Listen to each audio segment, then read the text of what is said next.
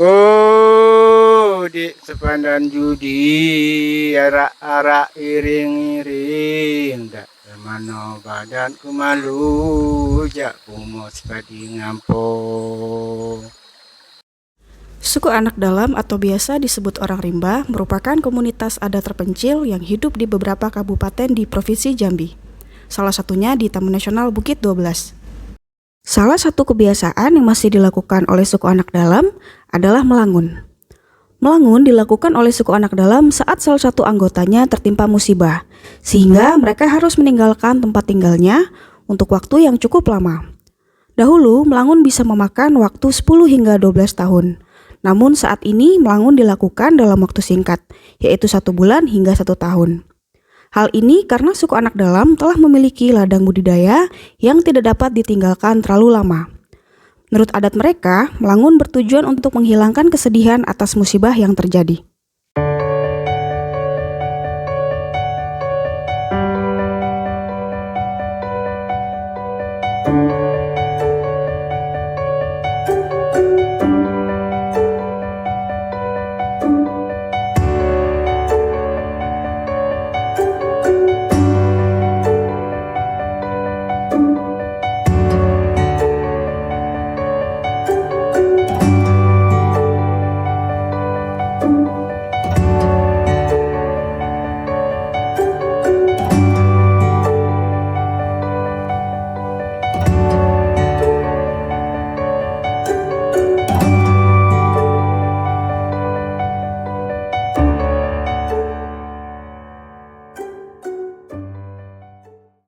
Selain melangun, ada tradisi unik yang masih dilakukan oleh suku anak dalam, yaitu bese sandingon.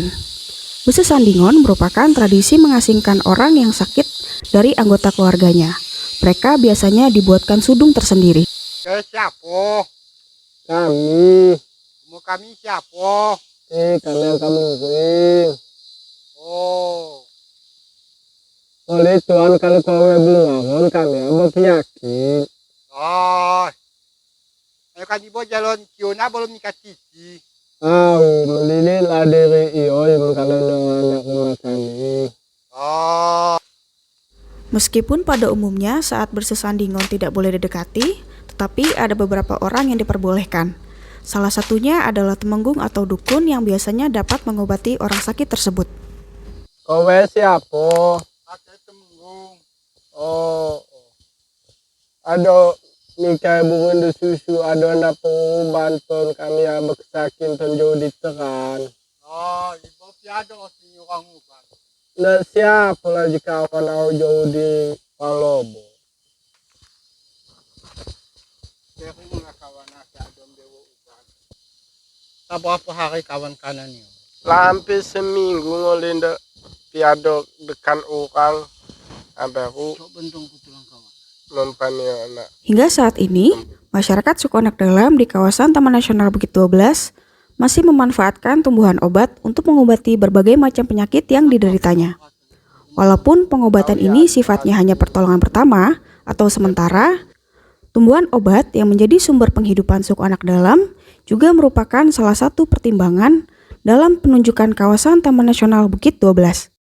Meskipun suku anak dalam hidup secara nomaden, tetapi mereka juga memiliki rumah sesuai adat mereka, yaitu rumah godong, rumah sudung, dan rumah di tanah. Adapun makanan pokok suku anak dalam yaitu berupa umbi-umbian hutan seperti banar, gadung, ubi pilo, dan lain-lain. Kehidupan sehari-hari suku anak dalam sangat bergantung dengan adanya sungai, karena sungai merupakan sumber kehidupan. Selain digunakan untuk memasak, biasanya mereka mencari lauk seperti ikan, udang, kodok, dan sebagainya. Biasanya orang rimba dalam mencari ikan menggunakan tombak atau dengan menggunakan lukah.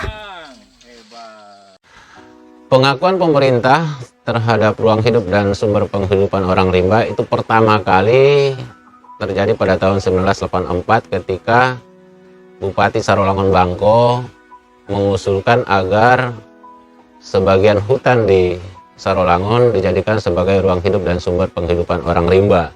Inisiasi Bupati Kabupaten Sarko pada saat itu karena melihat kehidupan orang rimba yang semakin terdesak oleh kegiatan pembangunan perkebunan, transmigrasi maupun hak pengusahaan hutan yang terjadi di wilayah-wilayah adat atau wilayah jelajah orang rimba. Nah, inilah yang mengawali usulan kawasan Taman Nasional Bukit 12 untuk dijadikan sebagai yang pertama adalah cagar biosfer pada tahun 1987 melalui keputusan Menteri Kehutanan. Kemudian pada tahun 2000 ditunjuk menjadi Taman Nasional. Kenapa Taman Nasional? Karena Taman Nasional lah yang merupakan bentuk dari kawasan konservasi yang bisa mengakomodir kehidupan orang rimba di dalamnya. Karena Taman Nasional dikelola dengan sistem zonasi, di mana di dalam sistem zonasi tersebut terdapat zona tradisional dan zona pemanfaatan yang bisa dijadikan sebagai ruang hidup dan sumber penghidupan orang rimba. Kawasan Taman Nasional Bukit 12 ini adalah perwakilan dari ekosistem hutan hujan dataran rendah di Pulau Sumatera atau khususnya Jambi ya.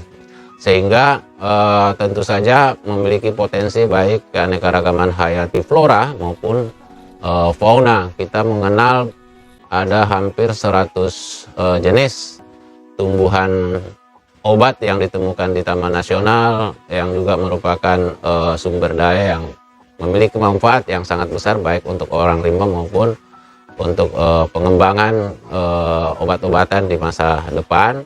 Kemudian ada anggrek hampir kurang lebih 50 jenis yang sudah teridentifikasi.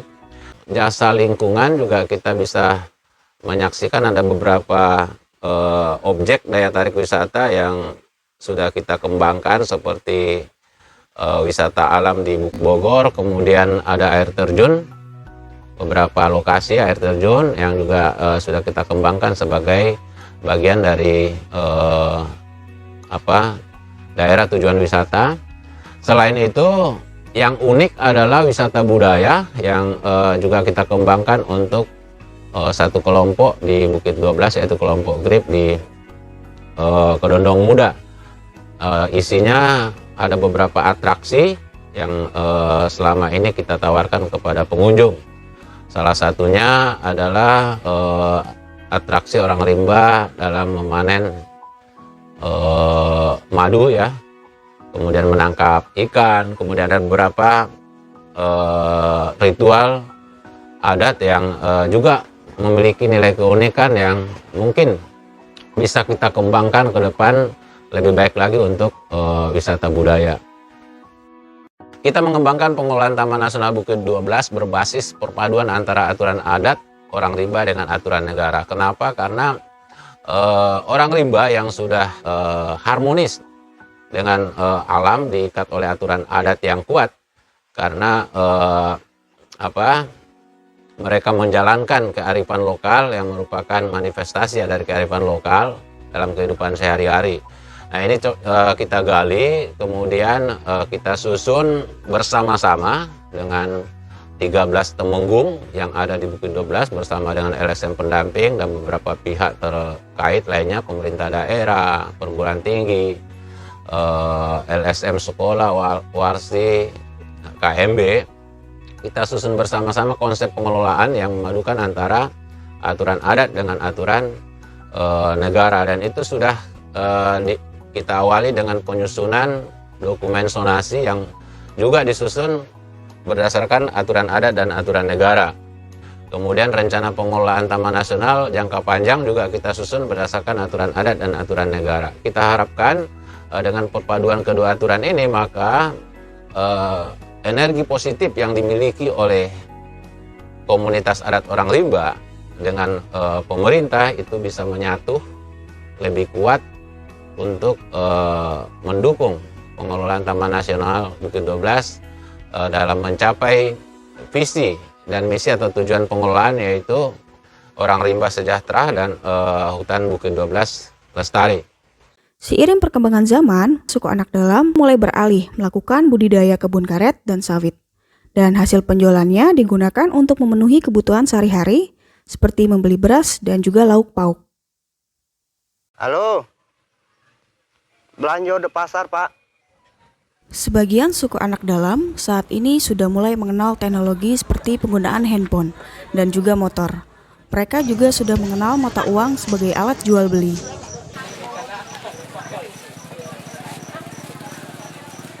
Beberapa suku anak dalam telah menetap di desa dan sukses dalam kehidupannya. Salah satunya adalah Bapak Haji Jailani yang dulunya dikenal dengan nama Temenggung Tarip. Saat ini, beliau memiliki kebun karet dan sawit di luar kawasan serta usaha dagang di rumahnya.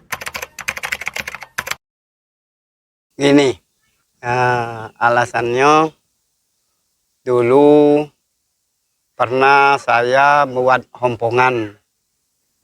Jadi buat hompongan itu dapat kebun karet. Di hompongan itulah kami berhasil.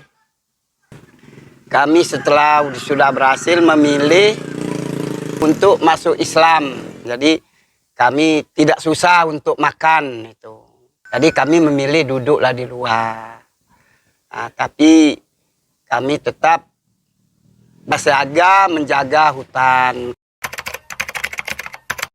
Jadi kami berusaha kepengen apa yang diajukan oleh pemerintah, yang dibantu oleh pemerintah, kami laksanakan. Dikasih pinang, dikasih apa, bibit segala macam, disuruh pemerintah tanam, ya kami laksanakan, kami tanam. Jadi kami kepengen kayak orang luar.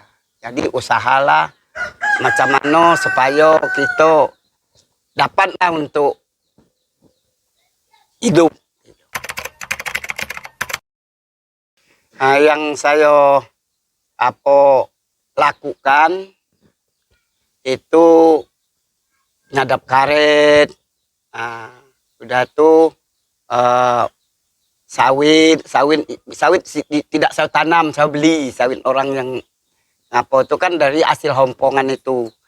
Jadi saya beli sawit yang di luar taman itu saya beli. Itulah usaha saya, jadi bisa kami untuk berusaha ya seperti ini. Begini, makanya saya peduli. Karena kalau orang suku dalam ini, kalau tidak punya hutan, sebenarnya dia hidupnya sangat susah sekali. Jadi makanya saya, biarpun saya di luar, saya sayang kalau hutannya habis. Soalnya tempat tinggal nenek moyang kami dulu. Jadi kalau tempat nenek moyang kami dulu kan ada pohon besar, ada bukit, ada tali bukit. Itu kan tempat tinggal. Jadi kalau saya masuk ke hutan, saya tahu, oh di sini nenek-nenek kami dulu, bapak kami dulu. Di tali bukit iko, di kayu besar iko dia bersandar tempat duduknya. Disitulah jadi kenang-kenangan. Harapan saya kepada pemerintah itu untuk generasi kedepannya jangan seperti kami. Jadi kami ini sudah seperti tertinggal, tidak tahu apa-apa. Yang penting generasi kami bisa tahu segala macam, meniru seperti bapak-bapak. Seperti pemerintah, tahu ini tulis baca segala macam. Itu yang saya harapkan. Jadi dia bisa menjaga hutan dia sendiri. Itu yang kami harapkan. Makanya bermohon di pemerintah, hutan tidak boleh habis. Dalam pengelolaan kawasan Taman Nasional Bukit 12, suku anak dalam turut berperan dalam beberapa kegiatan. Salah satunya adalah melaksanakan patroli rutin pengamanan hutan maupun patroli rawan kebakaran. Di bidang pemberdayaan masyarakat, kegiatan difokuskan pada pendidikan orang rimba melalui sekolah rimba dan visit mobile school. Harapannya, hal ini dapat meningkatkan sumber daya manusia orang rimba dan menempatkan mereka sebagai subjek pengelolaan kawasan Taman Nasional Bukit 12.